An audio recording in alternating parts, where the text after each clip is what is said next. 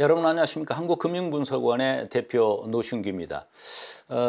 여러분들 일전에 제가 9월 24일 날 방송을 통해서 많은 분들께서 실시간으로 좀 코멘트를 좀 해주면 좋겠다라고 하는 요청 사항이 많으셔가지고 제가 텔레그램 서비스를 9월 24일부터 지금 실시하고 있습니다. 지금 오늘 보니까 한 1000여 명 되시는 분들이 지금 텔레그램 방에 계시는데요. 태성의 사업 구도를 보면 예전에도 말씀을 드렸지만 PCB의 세계적인 1위, PCB 공정의 그 장비 부분에서 글로벌 넘버 원이다. 이런 말씀을 드렸습니다. 왜 이렇게 저렇게 됐냐면 사실은 독일 회사와 일본 회사가 PCB 제조 장비에서는 세계적인 강자였었습니다. 그런데 PCB 장비 시장이 조금 침체기에 걷는 바람에 그 독일 회사와 일본 회사가 폐업을 해버렸어요. 그러다 보니까 본의 아니게 태성만 세계에 남아있다. 그런데 태성이 안주하지 않고 지속적인 기술 개발과 공정 개발을 통해서 명실공히 지금 세계적 탑 위치에 있다. 이렇게 말씀을 드렸습니다. 저 PCB 제조 공정상의 그 기술 때문에 바로 이제 지금 핫 이슈인 복합동박을 세계 최초로 개발할 수 있게 된 것이고요.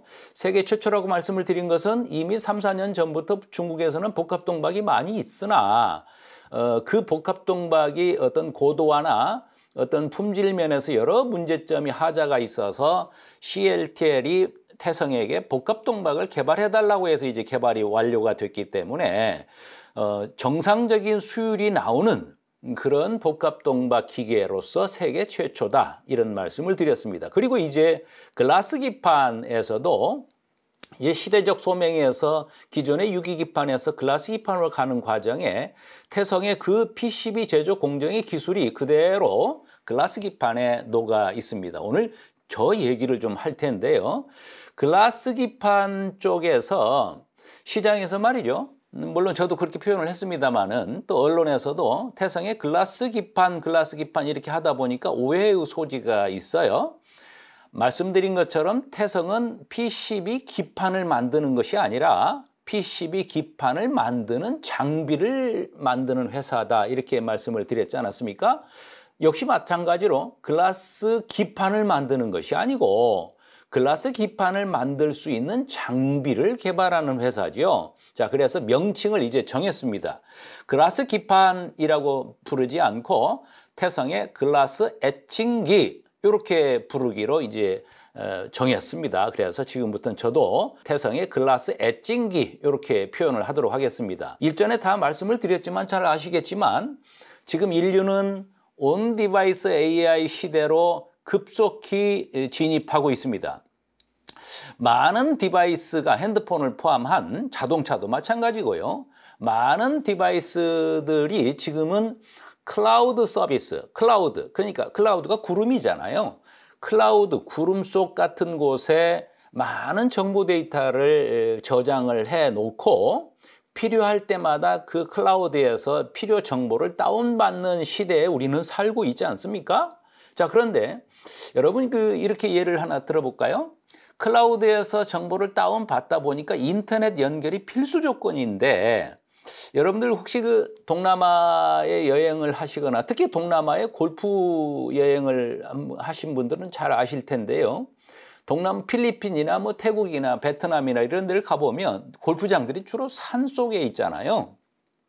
골프장에서 어떤 캐디나 어떤 관계자분들하고 휴대폰으로 통역 서비스를 활용을 좀 하려고 하면 간혹 산속에 있다 보니까 인터넷이 잘 접속이 안 돼서 그 클라우드에서 통역 서비스를 다운받아야 되는데 그게 안 돼서 통역이 잘 안 되는 그런 에러가 있었던 경험이 있으실 겁니다. 자, 그래서 지금은 클라우드에서 그런 서비스를 다운받는 것이 아니라 디바이스, 즉 휴대폰 속에 그 통역 서비스가 들어왔. 그래서 온 디바이스 AI 시장이 됐다라고 말씀을 지난번에 드렸잖아요. 그래서 이제는 인터넷 연결이 없이도 자유롭게 통역 서비스가 되고 이런 시대에 이제 우리는 살고 있습니다. 자, 그러면 이 온디바이스가 되기 위해서는 데이터 처리 용량이 아주 획기적으로 늘어나야 되는데 PCB 기판이 기존에는 6기 기판이다 보니까 처리의 용량이 한계점이 있어서 글라스 기판으로 가야만 한다라는 말씀을 지난번에 드렸습니다. 이건 지난번에 다 말씀을 드렸기 때문에 제가 좀 말을 빨리 하도록 하겠습니다. 6기 기판에 여러 단점이 저렇게 있어요.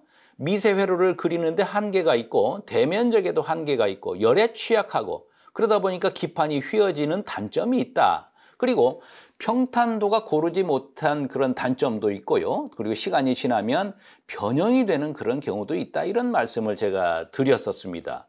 그에 반해서 글라스 기판으로 이제 교체가 되면 미세 회로 패턴을 그리기에 대단히 좋고 대면적 패턴에도 가능성이 있다라는 말씀을 드렸습니다. 또 열팽창 계수가 낮아서 온도 변화에 대단히 안정적이다. 또 표면이 매끄럽기 때문에 미세 패턴의 왜곡이 없다.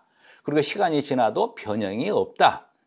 그리고 우수한 절연성으로 전기적 간섭 현상이 최소화된다. 그리고 화학적으로 안정화함을 갖춰서 대단히 화학적 내성이 있다. 이런 말씀을 드렸지 않았습니까? 그래서 인류는 이제 유기 기판에서 글라스 기판으로 급속도로 바뀔 수밖에 없다. 이 글라스 기판의 시장에 세계 내노라고 하는 거대 그룹들이 다 지금 참전에 준비를 하고 있는 과정 아니겠어요? 자, 그런데 문제가 하나 있습니다. 글라스 기판의 단점 중에 하나가 결정적 문제가 있는 것이 유리이다 보니까, 그리고 저 유리가 그냥 도톰한 유리가 아니라 대단히 얇은 유리다 보니까 들기만 해도 쉽게 깨져버려요. 그래서 저 깨지지 않게 하는 기술이 이제 가장 인류의 숙제였는데 태성이 바로 저 쉽게 깨지는 단점을 극복했습니다. 이것은 지난번에도 말씀을 드렸고요. 자, 그래서 이 핵심, 글라스 기판의 핵심의 장점에는 반도체 패키지의 두께가 얇아지기 때문에 유리가 얇아지기 때문에 적층, 쌓는다 이 뜻이죠. 뭐 8단, 10단, 12단 이렇게 쌓지 않습니까? 적층을 하는데 용이하다라고 하는 요즘에 뭐 여러분 잘 알고 계시는 HBM 자체가 이제 적층을 하는 거 아니겠어요? 자, 그리고 전력 소모량이 대단히 줄어드는 효과가 있다. 그리고 가장 핵심인 데이터 처리 양과 속도가 획기적으로 개선돼서 글라스 기판 쪽으로 가는 것은 시대적 과제다. 이렇게 말씀을 드렸었습니다. 자, 그래서 이와 같이 글라스 기판을 활용해서 지금 보고 계시는 것이 글라스 기판, 글라스 유리를 활용한 기판이에요. PCB 기판입니다. 그래서 유기 기판에서 글라스 기판으로 바뀌는데 그 장비를 태성에서 개발을 했다 이 뜻입니다. 자, 그래서 여러분 아시는 것처럼 복합동박도 2022년도 중국의 CLTL에서 개발을 의뢰했던 것이고 이 글라스 기판 에칭기, 글라스 기판도 작년에 일본의 이비덴에서 개발을 요청을 했다 이 말씀을 드렸습니다. 자, 그러면 아니 1년도 안 돼서 벌써 태성은 글라스 에칭기를 개발을 완료했단 말인가? 도대체 태성의 기술력은 어느 정도인가? 라는 부분을 잠깐 좀 의구심을 가질 수 있어서 잠깐 설명을 드리면 아까 말씀드린 것처럼 태성은 전 세계에서 독일과 일본 회사가 폐업을 하는 바람에 세계적 독보적인 이제 회사가 태성의 PCB 장비 회사다 이렇게 말씀을 드리지 않았습니까? 자, 그런데 PCB 장비를 만드는데 그 소재가 유기기판에서 글라스로 소재가 바뀌는 거잖아요. 공정은 뭐 거의 대동소이한데, 자, 여러분 이렇게 이해를 한번 해보시면 어떨까요? 얘가 적절치는 어떨지는 모르겠습니다만은 태성이 본의 아니게 세계 최강의 뭐 붕어빵을 만드는 기계를 만드는 회사라고 가정을 하지요. 그 붕어빵을 만드는 기계가 아주 첨단 기계라고 한번 가정을 해봅시다. 그런데 시대적 상황이나 어떤 사회적 분위기가 호두과자가 대단히 인기가 있다. 그래서 많은 그룹들이 호두과자를 만들어서 판매하려고 준비를 하고 있어요. 그런데 호두과자를 굽는 기계나 붕어빵을 굽는 기계나 매한 가지 아닙니까? 그런데 그 붕어빵을 굽는 그 첨단 장비를 세계 1위 회사가 태성이단 말이에요. 그래서 태성의 입장에서는 붕어빵 기계를 세계 최고의 기술력과 여러 가지 특허를 가지고 있는 태성이 글라스 쪽으로, 그러니까 호두과자 기계를 만드는 것은 아주 쉽지요. 태성의 입장에서는 말이죠. 그래서 1년 만에 이미 글라스의 엣징기를 개발을 할 수 있었던 것이고, 그 사정을 잘 알고 있는 탑티어 그룹의 일본의 이비덴이 태성에게 개발을 요청을 했던 것이다. 이렇게 이해하시면 되겠습니다. 말씀드린 것처럼 태성의 글라스 기판 그 엣징기의 설비의 핵심은 슬림화도 슬림하지만 지그라는 구조에 대해서 특허 출원이 되어 있습니다. 저 지그 특허로 인해서 두께가 얇아져도 그 유리가 깨지지 않는다라고 하는 아주 획기적인 기술을 바로 태성이 확보했다라고 하는 것이죠. 바로 지금 이게 특허청에 나가 있는 이게 지그라는 구조예요. 여러분 직접 보시면 아주 대단히 얇습니다. 아주 얇으면서도 강도가 세서 유리를 탄탄하게 지지해주는 저 지그라는 특허가 나가 있다. 이렇게 보시면 될 텐데, 태성은 이미 글라스 설비 전 분야 공정상의 모든 부분에 대해서 저렇게 특허가 이미 나가 있습니다. 그래서 다른 어떤 경쟁사가 혹여나 이제 시장에 진입한다 할지라도 이미 태성은 지적재산권을 확보했기 때문에 다른 분들이 아마 다른 기업들이 들어오기는 대단히 어렵지 않을까. 자, 그래서 이 DS 식각 설비, 디벨롭, 현상, 엣징이 식각이잖아요. 식각, 스트립, 박리, 이 DS 식각 설비가 세계적인 강자가 바로 태성이다. 왜냐하면 아까도 여러 번 말씀드렸지만 경쟁 대상자들이 다 폐업을 해버린 바람에 본의 아니게 태성이 세계 1위에 지금 식각 설비의 강자로 자리하고 있다. 이 말씀을 드렸습니다. 그리고 글라스 엣징의 특징을 보면 여러분 뉴스를 통해서 잘 아시겠지만 국가 중소기업 기술 혁신 개발 사업에 선정이 된 거 아시죠? 국책과제로 선정이 돼서 상당한 규모의 정부 지원금도 받고 이렇게 하고 있습니다. 이 태성의 글라스 엣징기의 특징에는 비접촉식 지그를 겸용을 하고 있다. 그래서 단순한 설비가 아니라 그 기판이 깨지지 않도록 또 이렇게 하고 있는 것이 특징 중에 하나고, 틸트 방식이 적용이 됐다. 이 얘기도 말씀을 드리도록 하겠습니다. 자, 그러면 태성의 글라스 엣징기에 대해서 한번 보도록 하죠. 참고로 제가 글라스 엣징기를 제가 사진을 찍을 수는 없었습니다. 왜냐하면 이게 보안사항이고 해서 제가 상세하게 보기만 했습니다. 그래서 지금 저 보고 계시는 저 장비하고 좀 비슷하거든요. 그러나 동일하지는 않고요. 저 장비하고 비슷한데 그래서 제가 그냥 이해를 돕기 위해서 식각 설비를 지금 제가 보여드리는 거예요. 그러지만 글라스 엣징기가 꼭 저렇게 생긴 거는 아니다. 요거 참고로 하시고 보시면 되겠습니다. 자, 엣징기의 재원을 한번 보면 길이가 한 2m에서 13m 정도, 이 정도, 12m 이 정도 되고요. 폭은 1.5m, 높이가 1.7m. 자, 그런데 이 엣징기 앞단과 후미에 뒤에, 그러니까 앞단 후단에 핸들링이라는 기기가 붙어야 됩니다. 저 핸들링은 한 2m 정도 되거든요, 길이가. 폭과 높이는 엣징기하고 같고요. 그래서 이렇게 한 세트다. 이렇게 이해하시면 되겠습니다. 여러분 중국에 대해서 여러분은 어떻게 생각하신가요?